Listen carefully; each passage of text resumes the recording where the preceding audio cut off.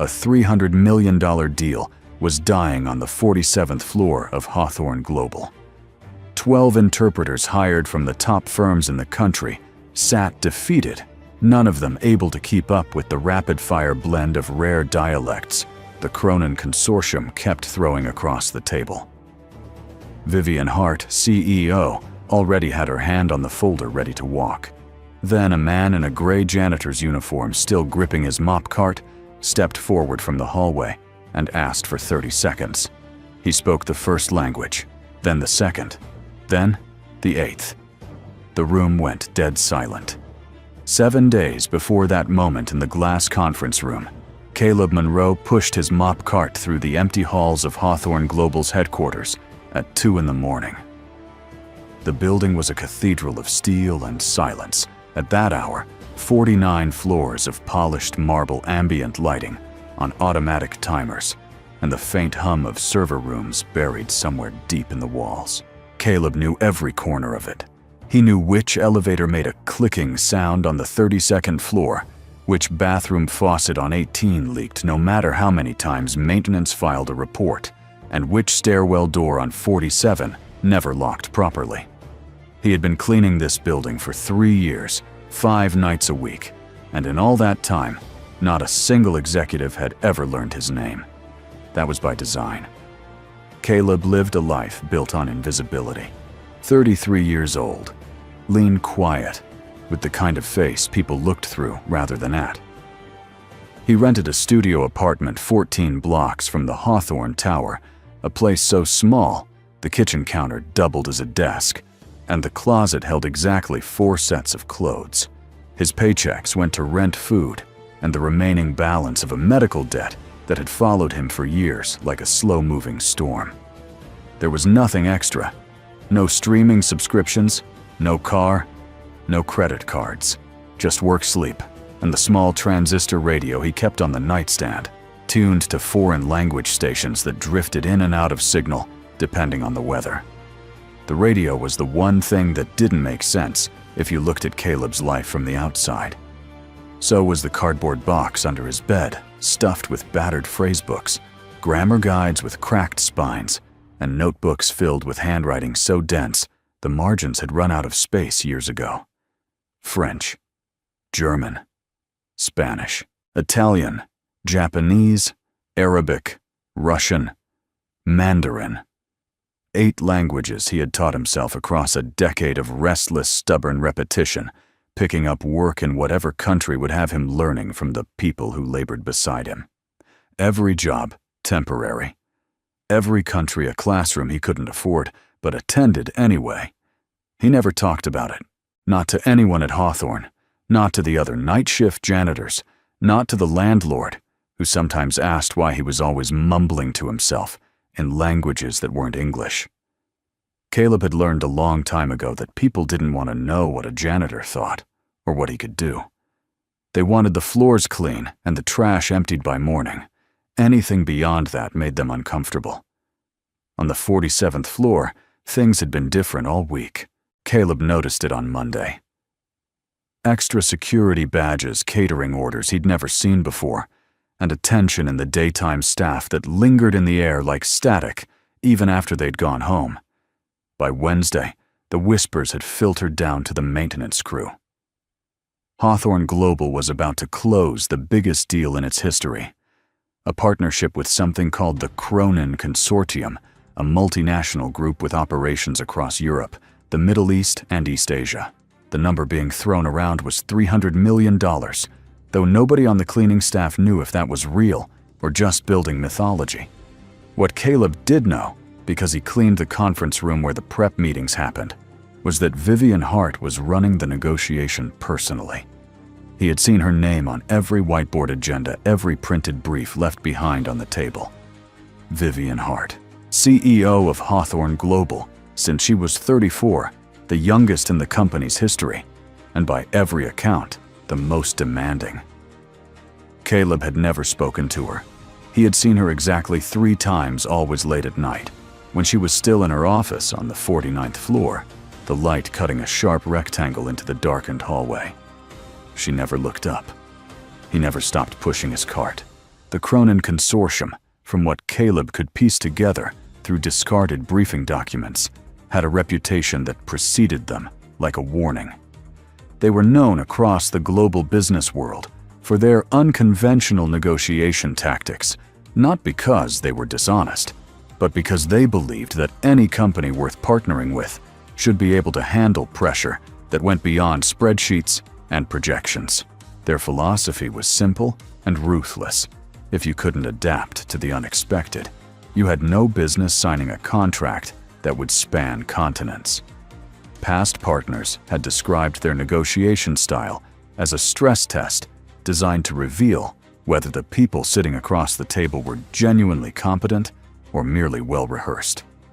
By Thursday, Hawthorne's preparation hit full speed. Vivian assembled what her chief of staff called the best linguistic team money can buy. 12 interpreters sourced from 5 different agencies, covering 9 languages between them. They were credentialed, vetted, and expensive. Each one had handled high-level corporate or diplomatic translation before. On paper, there was no gap in coverage. Caleb saw their files scattered across the conference table that night while he vacuumed the carpet.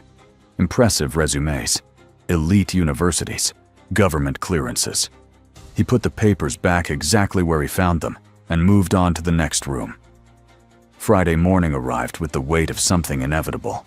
The conference room on 47 had been transformed a long obsidian table surrounded by 24 leather chairs. Water glasses aligned with military precision and floor-to-ceiling windows that framed the city skyline like a painting no one had time to admire. Vivian Hart walked in at 8:45, 15 minutes before the Cronin delegation was scheduled to arrive. She wore a charcoal suit and no jewelry except a watch. Her expression carried the particular stillness of someone who had already rehearsed every possible outcome and decided that failure was not among them. The Cronin delegation entered at 9 sharp 6 representatives, led by a tall man with silver-gray hair and a handshake that lasted exactly 1 second. Caleb wasn't in the room then. He was finishing his overnight shift, collecting trash bags from the 46th floor, running behind schedule, because a pipe had leaked in the East Wing restroom. His shift was supposed to end at 7, but the leak cost him 90 minutes, and now he was pushing his cart past the 47th floor hallway just as the meeting began behind closed doors. He should have kept walking. That was the protocol. Night maintenance staff were not permitted on executive floors during business hours without prior clearance. Caleb knew the rule. He had never broken it. But the stairwell door on 47, the one that never locked properly, was propped open, and the conference room's secondary entrance, normally sealed, had been left ajar by a catering assistant who delivered coffee 10 minutes earlier and forgot to pull it shut. Through that narrow gap, sound traveled clearly. At first it was just background noise, formal greetings, the scraping of chairs. Then Caleb heard the shift. The lead Cronin representative began speaking in French mid-sentence, and then switched without warning to a regional German dialect that Caleb recognized instantly as Swabian. One of the 12 interpreters attempted to follow, stumbled over a verb conjugation, and asked the speaker to repeat. The Cronin representative smiled and switched to rapid Castilian Spanish. Not textbook Spanish, but the clipped idiomatic version spoken in northern Spain, loaded with slang that most classroom-trained translators would miss entirely. Caleb stopped pushing his cart. He stood in the hallway, one hand on the mop handle, and listened. Through the gap in the door, he could see the interpreters cycling through attempts one would start translating, lose the thread, and defer to another. The Cronin team kept shifting Italian with Milanese inflections, then formal Japanese, then a passage in Arabic that mixed modern standard with colloquial Egyptian phrasing. It wasn't random. Caleb could hear the pattern. Each switch was calculated to expose the gap between textbook fluency and real comprehension. And buried inside the rapid transitions so smoothly embedded that a distracted listener would miss it entirely were specific legal phrases. Contract terminology, liability clauses disguised as pleasantries. Caleb felt his chest tighten. He recognized what was happening because he had lived inside these languages, not studied them from a distance. The Cronin team wasn't just testing Hawthorne's interpreters. They were inserting conditional language into what sounded like casual negotiation phrases that, if translated loosely or incorrectly, would lock Hawthorne into terms far less favorable than what appeared on the written contract. None of the 12 interpreters caught the buried meanings. Caleb heard them translating surface-level compliments, while the real implications slid past unchallenged. He stood there for a long time, long enough to hear Vivian Hart's voice cut through the noise, sharp and controlled, asking her lead interpreter for a precise translation of the last 3 exchanges. The interpreter hesitated, then offered a version that was technically accurate on the surface, but missed every buried implication. Vivian accepted it. She had no reason not to. She trusted the experts she'd hired. Caleb looked down at his mop cart. He looked at the gray uniform he'd worn for 3 years, stained at the cuffs from bleach and floor cleaner. He thought about his rent due in 9 days. He thought about the medical debt that still showed up on every statement. He thought about what happens to a janitor who walks into a $300 million negotiation and tells a room full of executives that their entire translation team is wrong. Then he heard the Cronin lead representative deliver another phrase, this time in Russian, spoken quickly, almost offhandedly, that referenced a non-compete clause so aggressive it would effectively prevent Hawthorne from operating in 3 European markets for 5 years. The interpreter assigned to Russian translated it as a mutual commitment to regional cooperation. Caleb let go of the mop cart. He straightened his uniform. He walked to the secondary entrance, placed one hand flat against the door, and pushed it open. Every head in the room turned. More than 20 people in tailored suits stared at a man in a janitor's uniform who had no appointment, no clearance, no badge, and absolutely no business being there. Caleb met Vivian Hart's eyes, cold, unreadable, already measuring him, and said the only thing he could think of that might buy him more than 5 seconds before security dragged him out. "Ma'am, I can give you 30 seconds. That's all I need. And if I'm wrong, I'll walk out, and you'll never see me again." The room did not react the way people do in stories. There was no gasp, no dramatic silence followed by whispered intrigue. What happened was simpler and more brutal. Vivian Hart looked at Caleb Monroe the way someone looks at a crack in a windshield, an interruption that needs to be dealt with before it spreads. Her chief of staff, a sharp-jawed man named Douglas Perry, was already on his feet, one hand raised toward the security officer stationed near the main entrance. The 12 interpreters stared at Caleb with expressions ranging from confusion to second-hand embarrassment. And the Cronin delegation, 6 men and women in perfectly fitted European suits, watched with the calm, amused detachment of people who had just been handed proof that their strategy was working. "Get him out," Vivian said. Her voice was not loud. It didn't need to be. Douglas moved toward Caleb immediately, and the security officer unclipped his radio from his belt. Caleb did not step back. He stood just inside the secondary entrance, still in his gray uniform, the bleach-stained cuffs visible under the fluorescent light, and kept his eyes on Vivian. He had expected this. He had expected exactly this, and he had walked in anyway, which meant the only thing that mattered now was whether he could speak before they removed him. The Lyd Cronin representative, the tall man with silver-gray hair, leaned back in his chair and said something in German to the woman beside him. It was conversational, unhurried, and clearly meant to be overheard. Caleb understood every word. They can't even control their own building. This is who we're supposed to trust with 300 million. The woman responded in French, suggesting they give Hawthorne exactly 10 more minutes before formally withdrawing from the table. The interpreters, still seated, caught fragments, but not the full meaning. None of them translated it for Vivian. Caleb did. Without waiting for permission, without raising his voice, he looked at Vivian and said, "He just told his colleague in German that they can't trust a company that can't control its own building." She answered in French. "They're giving you 10 minutes before they walk." The words landed in the room like a stone dropped into still water. Vivian's expression shifted not dramatically, but enough. A fraction of a degree. The kind of shift that only happened when new data arrived that didn't fit the existing model. The Cronin lead representative straightened in his chair. His amusement was gone. He studied Caleb with the focused attention of a man recalculating an equation he thought he'd already solved. Vivian looked at Douglas, then at the interpreters, then back at Caleb. The 10-minute clock was real. She could feel the deal sliding off the table, and every credentialed expert she had hired was sitting in silence, unable to stop it. She had spent 4 months preparing for this negotiation. She had reviewed every contingency. She had not prepared for the contingency of needing a janitor. 30 seconds, Vivian said. The words came out flat, stripped of everything except calculation. It was not generosity. It was not trust. It was the arithmetic of a woman who had run out of options and was choosing the least absurd one remaining. Douglas opened his mouth to object, but Vivian cut him off with a look that could have stopped traffic. The security officer stayed where he was, radio still in hand. The room held its breath.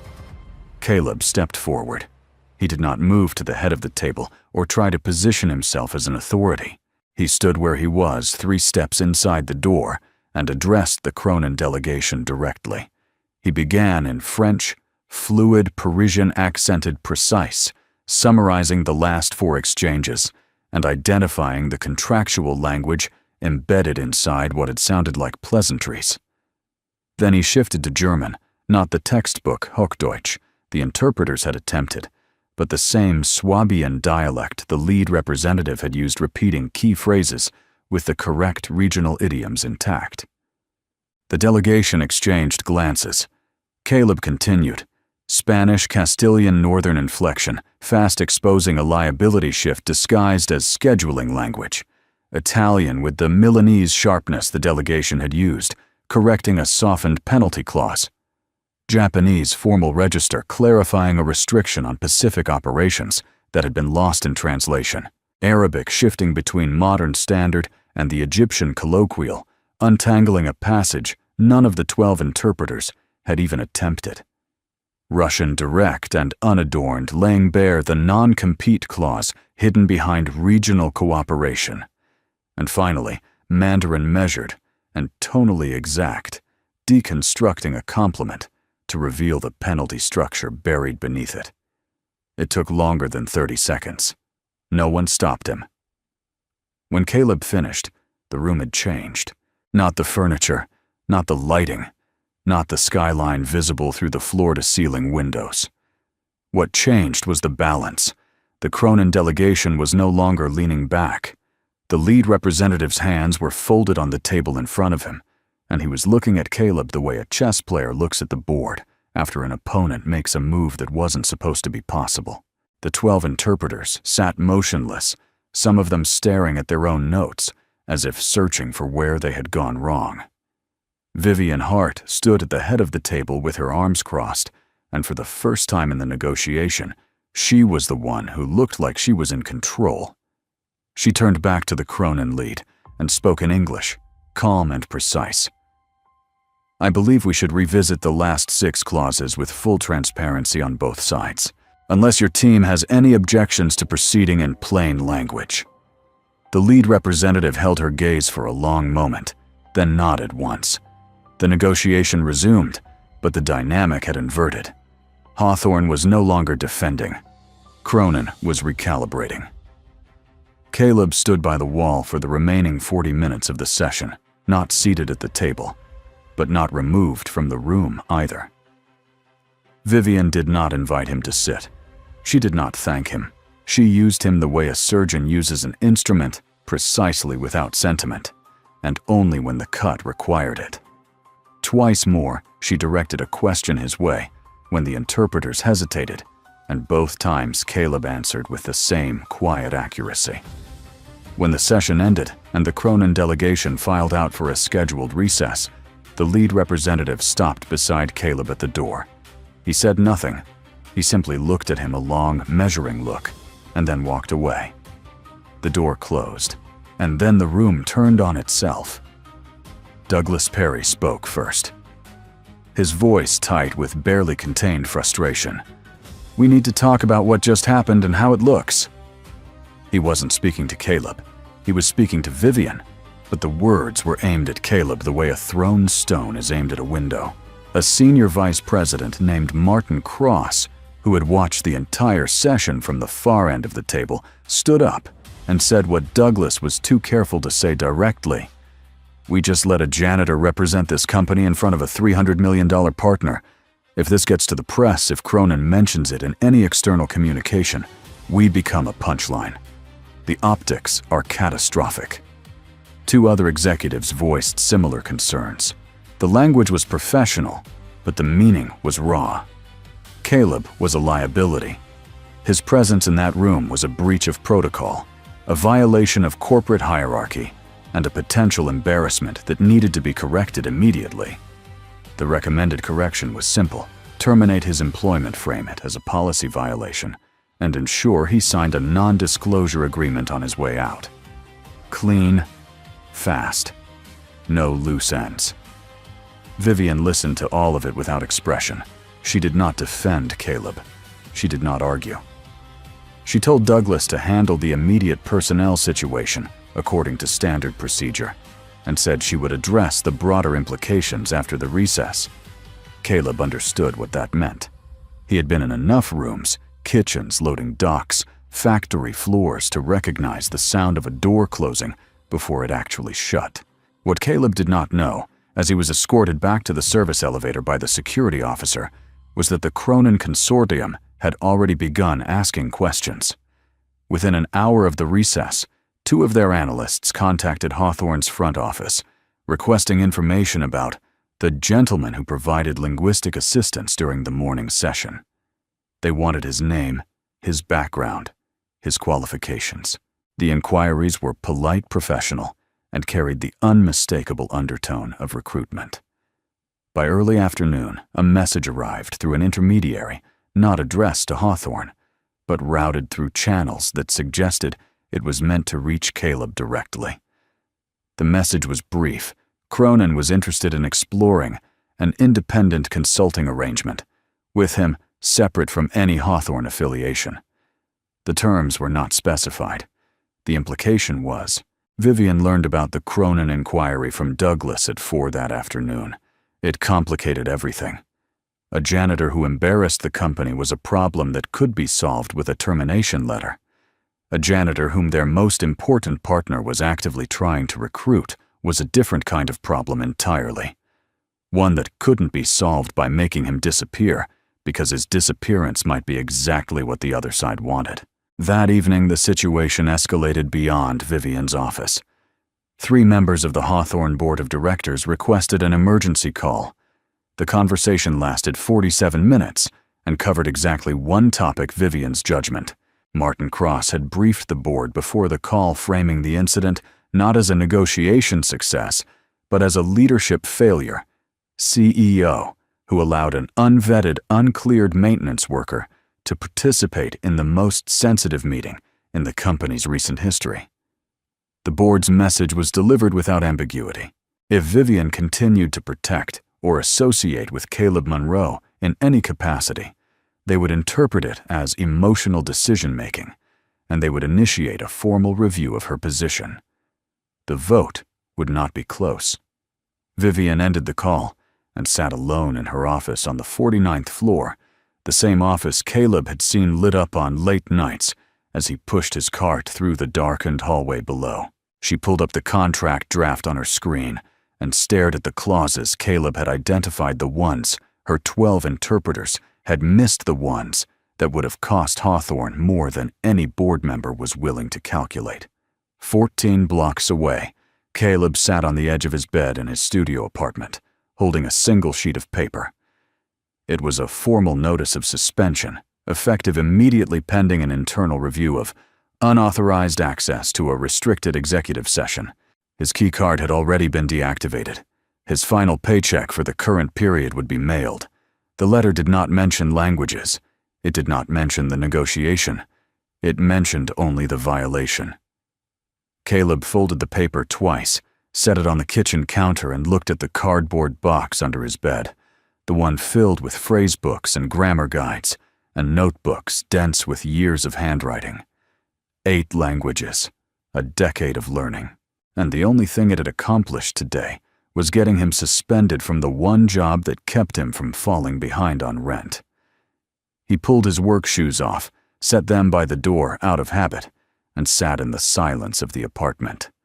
The transistor radio on the nightstand was off. For the first time in years, he didn't turn it on. Vivian Hart did not sleep that night. She stayed in her office on the 49th floor until well past midnight, not out of indecision, but because she needed to be certain before she moved. The conference room's recording system had captured the entire Friday session audio and video, time-stamped to the second. Vivian pulled the files and played them back from the beginning, this time, with the original Cronin dialogue isolated in one channel and the interpreter's translations in another. She cross-referenced every segment against the written contract draft her legal team had prepared. By the third pass, the picture was undeniable. Caleb had not simply translated better than the hired interpreters. He had identified a pattern of embedded terms that, taken together, would have turned the partnership into a systematic erosion of Hawthorne's international leverage. Vivian ran the projected financial exposure for every clause he had flagged. The total, conservatively estimated, exceeded $90 million over the life of the agreement. She saved the analysis, printed 3 copies, locked them in her desk, and sent a single message to Douglas Perry. Emergency leadership meeting Saturday 9 in the morning, attendance mandatory. Douglas arrived first, followed by Martin Cross and 5 other senior executives, including the 3 board members who had threatened Vivian's position the previous evening. The conference room on 47 still carried the faint residue of Friday's tension, water glasses, not yet cleared chairs slightly askew. Vivian did not wait for small talk. She distributed the printed analysis and gave the room exactly 4 minutes to read it before she spoke. When she did, her voice carried the same flat precision she had used in every negotiation of her career, except now it was directed inward at her own people. She did not relitigate each clause individually. The document spoke for itself. Instead, she put a single number on the table, 90 million, and let it sit in the room like a weight that no one could lift. Then she asked one question. Which of you would like to explain to our shareholders that we terminated the one person who caught this because his job title made us uncomfortable? No one answered. Martin Cross, who 24 hours earlier had called Caleb's presence catastrophic optics, stared at the analysis with the expression of a man realizing he had almost walked off a cliff in the dark. One of the board members cleared his throat and asked whether the Cronin Consortium's recruitment interest in Caleb was still active. Vivian confirmed that it was. The implication landed without needing to be spelled out. If Hawthorne discarded, Caleb Cronin would pick him up, and the next time they sat across a negotiating table, the advantage would be permanent and irreversible. Vivian laid out her proposal without framing it as a request. Caleb Monroe would be offered a position in Hawthorne's Strategic and External Affairs Division, effective immediately, with compensation and title commensurate to the value he had demonstrated. His suspension would be rescinded and removed from all internal records. The decision would be presented to the Cronin Consortium as evidence that Hawthorne recognized and retained exceptional talent, regardless of origin, a signal of exactly the kind of institutional confidence the consortium claimed to be testing for. Vivian made it clear that this was not charity, not sentimentality, and not a publicity maneuver. It was a strategic correction of a mistake the company had been making for 3 years by letting someone of Caleb's capability empty trash cans in the dark. The vote was not unanimous, but it passed. Martin Cross abstained. The 3 board members voted in favor, not because they had changed their minds about hierarchy, but because $90 million was a number that overruled ideology. Douglas Perry was instructed to contact Caleb before noon. The call reached Caleb at 11:20 on Saturday morning. He was sitting at his kitchen counter in the studio apartment, the suspension letter still folded, where he had left it a cup of cold coffee beside it. When Douglas explained the offer, Caleb did not respond immediately. He listened to every detail, the title, the division, the salary, the full reinstatement, and then asked only one question. Does she actually want me there, or is this just to keep me away from them? Douglas, to his credit, answered honestly. Both. But she reviewed the tapes herself, and she's the one who built the case. Nobody made her do it. Caleb accepted. He put on the cleanest clothes he had took the subway 14 blocks and walked into Hawthorne Global through the main entrance for the first time in 3 years. The lobby security guard, the same one who had always waved him through the service entrance without a second glance, checked his name on the visitor list and handed him a temporary badge marked Executive Floor Access. Caleb clipped it to his shirt and took the main elevator to 47. The meeting with Vivian was brief. She was not warm. She did not congratulate him or express gratitude in any performative way. She told him what the position entailed, what would be expected, and what the timeline looked like for the resumed Cronin negotiation, now scheduled for the following Tuesday. Then she asked him something that was not in the job description. How does a janitor learn 8 languages? Caleb told her the truth, and he told it without embellishment. He had spent his 20s moving from country to country, picking up whatever work he could find. Construction in Montreal, where the crew foreman let him sleep in the supply shed and taught him French over morning coffee. Dishwashing in Berlin, where the kitchen staff shared their meals during split shifts, and Caleb absorbed German between the clatter of plates. Agricultural labor in southern Spain, learning Castilian from the other pickers in the orchards. A night watchman at a warehouse in Marseille who taught him Arabic during 12-hour shifts when neither of them had anything else to do. Russian from merchant sailors. Italian from a mechanic in a Milanese garage. Japanese from dock workers in Yokohama. Mandarin from the immigrant laborers who worked beside him at 3 different jobs across 2 continents. He supplemented everything with secondhand books, grammar guides from library discard bins, and whatever radio signals he could pick up on cheap equipment. It wasn't talent. It was not genius. It was the simple, unglamorous result of refusing to stop learning, even when no one was watching and no one cared. Vivian listened without interrupting. When he finished, she nodded once and said, "Tuesday. Be here at 8. The resumed negotiation on Tuesday went differently. Caleb sat at the table this time, not at the head, not beside Vivian, but at the table wearing a navy suit that still had the price tag crease on the sleeve. The Cronin delegation entered, and the lead representative, the tall man with silver-gray hair, saw Caleb seated among the Hawthorne team. He did not smile, but something in his expression shifted a recognition, perhaps, that the company across the table had passed a test he hadn't expected them to pass. The negotiation proceeded in plain language. The hidden clauses were renegotiated openly. The final agreement signed that afternoon was fairer than anything either side had originally proposed. In the weeks that followed, Vivian launched an internal initiative she called Talent Without Labels, a program designed to identify overlooked capabilities within Hawthorne's existing workforce from mailroom to maintenance. It was not a feel-good campaign. It was structured, metrics-driven, and tied to departmental performance reviews. The first audit uncovered a security guard with a background in data analysis, an overnight receptionist who had coded software in a previous career, and a cafeteria manager who held a lapsed degree in supply chain logistics. Vivian did not publicize the program externally. She simply built it into the way the company operated and moved on. Caleb kept his studio apartment. He kept the transistor radio on his nightstand. He kept the cardboard box of phrase books under his bed, though he no longer needed to hide what they represented.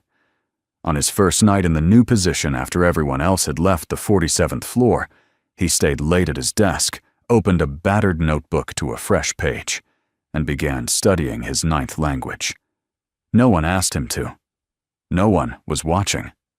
That had never been the point.